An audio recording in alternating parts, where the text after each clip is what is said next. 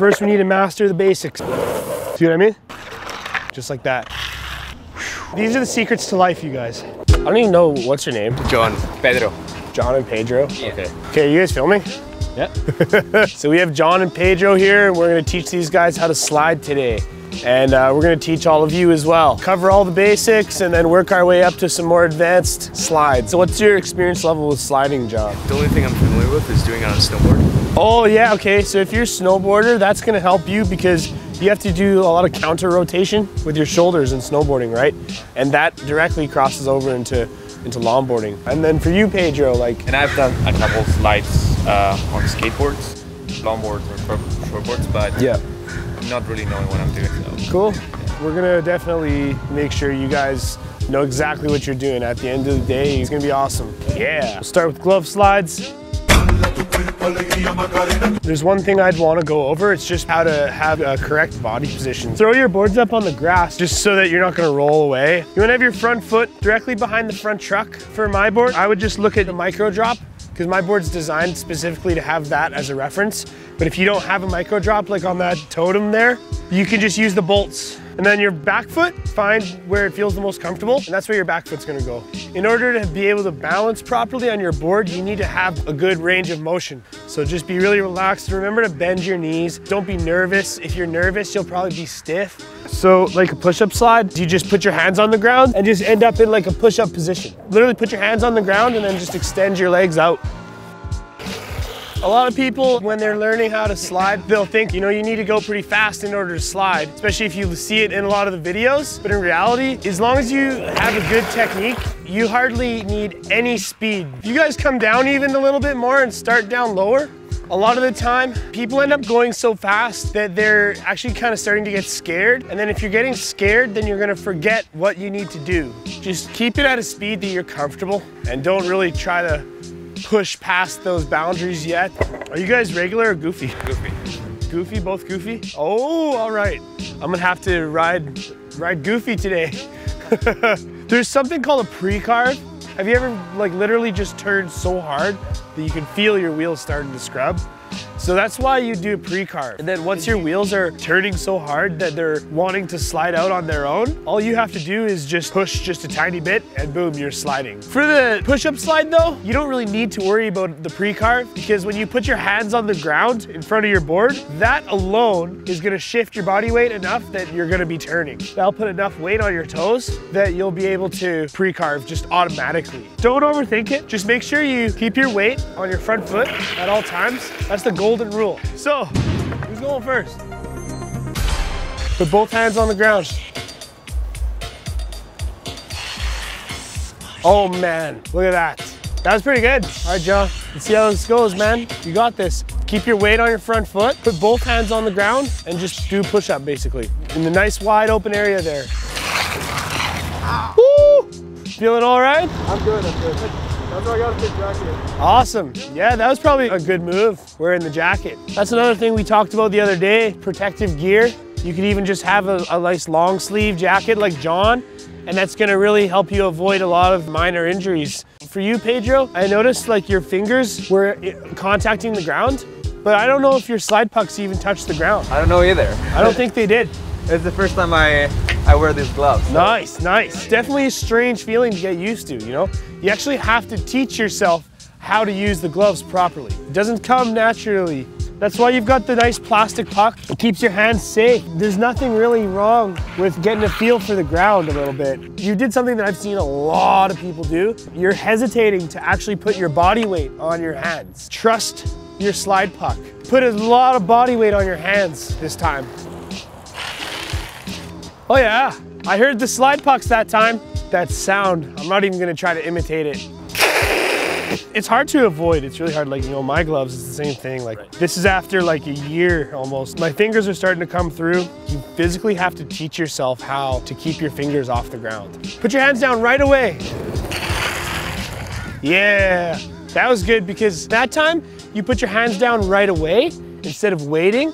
And that's why this time was better. For you, John, you almost just put so much weight on your hands, it's almost like you just collapsed. And that's some good commitment for sure. Keep your arms really strong so that you can actually support your body weight. You really have to brace yourself when you put your hands on the ground. You have to keep your whole entire core strong and all your upper body muscles need to be working. Other than that, I'd say you should probably give it another go, man. See how it goes. Watch out for the board. Maybe, John, when your hands are hitting the ground, your hands are kind of staying where they are, but the board wants to keep going. Try to put your hands slightly in front of the board. And then let's see how that goes. Whew. I think I have a feeling I know what's going on. This is another really common problem with a lot of people that are just starting out. You're trying so hard to make the slide happen that it's almost like you're twisting, and you don't need to twist your body to make your board turn. Just by having your weight on one side, you're already going to be turning. If you try to make the board turn by twisting your body, that's going to just throw everything off balance. You want to try to keep your body centered with your board. Put your hands down as far forward as you can and just extend your legs. All right, I gotta get my board. Oh yeah.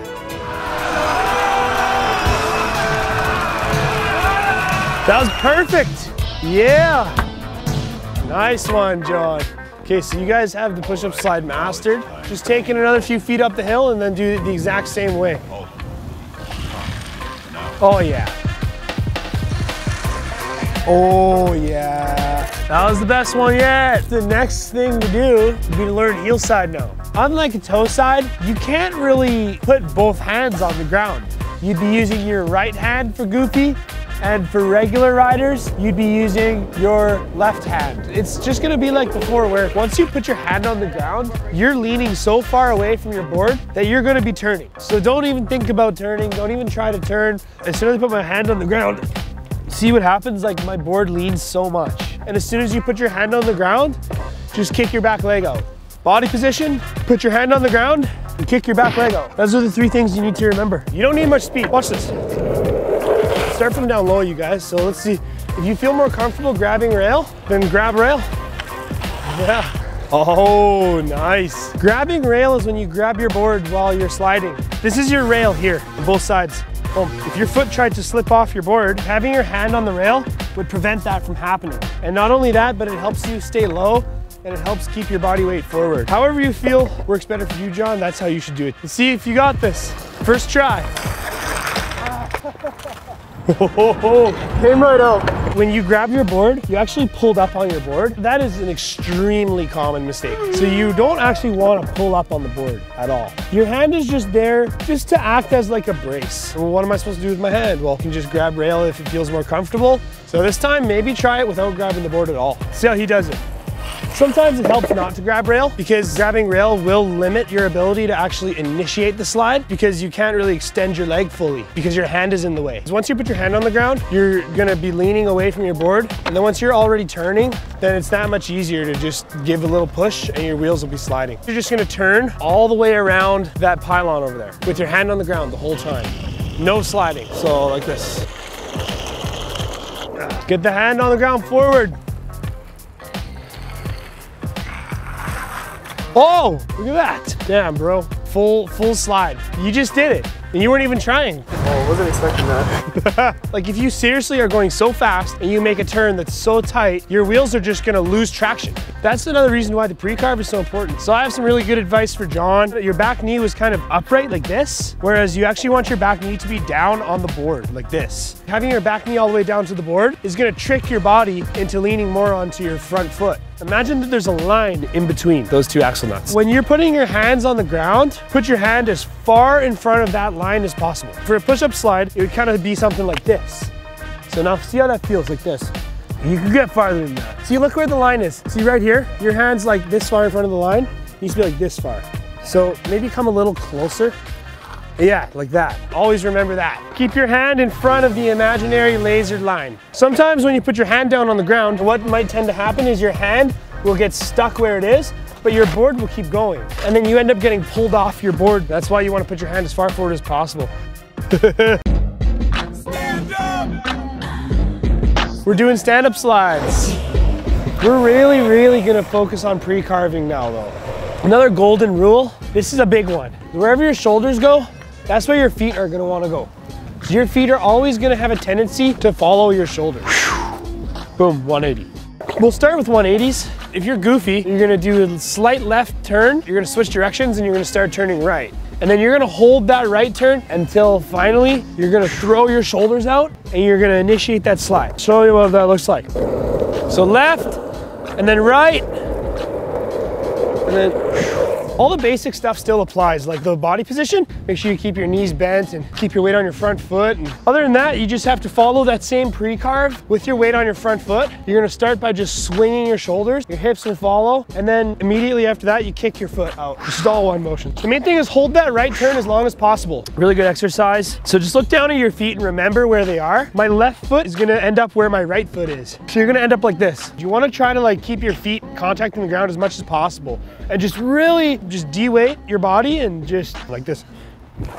If you go down a little lower and jump a little more, once I jump, I bring my knees up to my chest and that prevents the weight from going back down onto my feet. And then once you're done, start bringing your knees back up to your chest. It'll delay your body weight from going back down onto your feet. The same moment that you start doing your D-weight is the same moment you start twisting your shoulders. By the time your shoulders pass the straight point where they're matching with your board, that's the time that you should be finished doing your D-weight. That's the time that you should kick the slide out because that's when you have the least amount of weight on your wheels. So that's when it's easiest for your wheels to slide all the way around. Yeah, it's a little tricky sometimes to get the timing right. If you try to initiate the slide too early, then you're actually gonna be pushing your wheels into the ground. So you have to wait until you're done pushing down and then kick out the slide. You hardly need any speed. The most important thing is that you get a nice pre-carve. Right before you went to kick out, you went like this. And you put all your weight on your back foot. Did you notice that? Did you see it too? Yeah. When you start your pre-carve, really cock your shoulders. Like bring them back a whole bunch and get ready to do a full twist all the way around. So see how he was just turning, held the turn, got ready, still holding the turn, and then Drew, just kick that back leg out. I know you can do it. Right before you kick out your slide, just remember to stay on your front foot. Send it. Yeah, front foot, front foot. Oh yeah, we've only been at this for what, half an hour? You're already doing straight up stand-up slide. It's taken me weeks sometimes to get to this point. Not even kidding, man. Just keep practicing, and for you could probably try like adding in a tiny bit of speed. Once you start initiating the slide, all the fear goes away. If you're leaning away from your board too much when you do the slide, you're gonna land your slide, but you're still gonna be leaning away from the board a little bit. Once the 180 is complete, you're standing right on top of your board. If you have a drop-through board or something like this, just put your foot as far forward as you can. In your case, you had your foot back about here, so you're already starting out with your weight closer to your back wheels than they are to your front wheels. That could be why your wheels are sticking to the ground so much. So I'm gonna take my shoes off here, and I'm gonna show you where I put my feet when I do a heel side. But when I kick out a slide, I like to put the rail of my board right in this nice part of my heel right here. And I have so much to push off of. My grip tape's not gonna do everything for me. It takes a little getting used to, but it'll work much better for you guys. So give that a shot and see how it feels. Boom.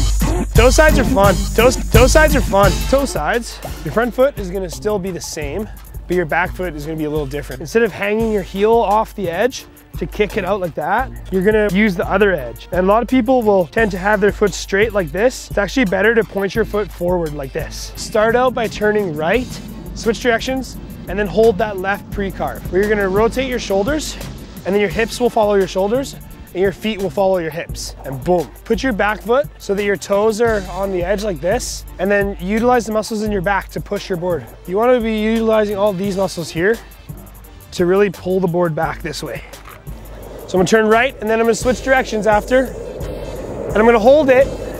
When you do a 180, what's gonna happen is you're gonna lose sight of where you're going. Don't let that psych you out. Look at this open space. You're not gonna hit anything. Find a nice open area to practice this, where you know, like even if you're not looking where you're going, there's nothing for you to like collide with. Really, really lean into it too.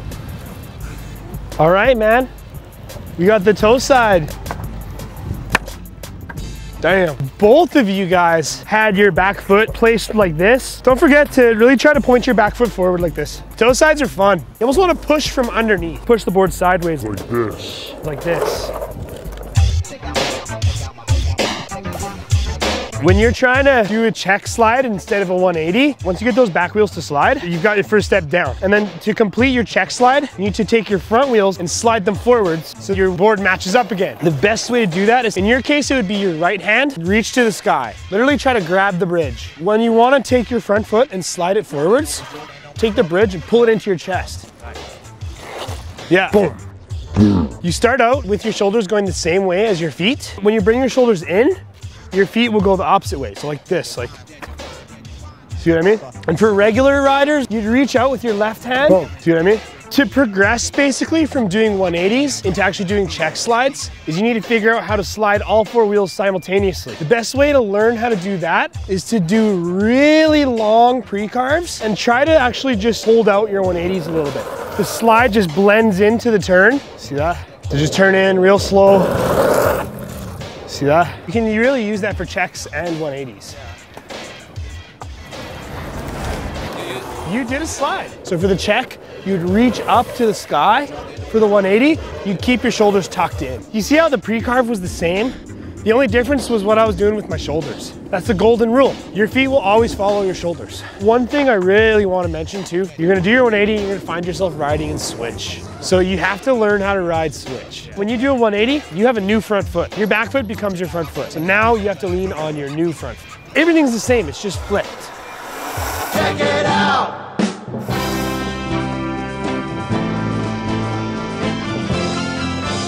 The Heelside checks, your shoulders actually come back. For goofy riders, your left hand will reach backwards towards the top of the hill. You need to physically try to grab the top of the hill. You hold your shoulders back until you're ready to finish your check. And then as soon as you decide that you want to finish your check slide, that's when you take your hand, you whip it into your shoulder. Just like that. I'll try to really exaggerate it on this one. Just like that. You kick out with your back foot, and then you finish the check slide by sliding your front foot forward to meet up with your back wheels. So in a slow speed, it would look like this. Instead of like this, and then that, watch for the pre-carve too. Oh, a little blunt slide. You see the tiny blunt slide, Guff? We had a great day. I think we covered everything. We did heel side glove down, toe side glove down, stand up 180, toe side, stand up 180, heel side, stand up checks, toe side, heel side. Touched on switch riding. We talked about the golden rules, like always lean on your front foot and your hips will follow your shoulders and your feet will follow your hips. Yeah, I think these guys really learned a lot today, and you're not gonna learn everything in one day. I think we've laid down enough fundamentals that you can take these lessons and apply them to any type of sliding at any speed on any board. Hopefully we covered everything today. If we did miss anything, once again, let us know in the comments below. Let us know down below. Yeah, all right, I'm gonna do some sliding.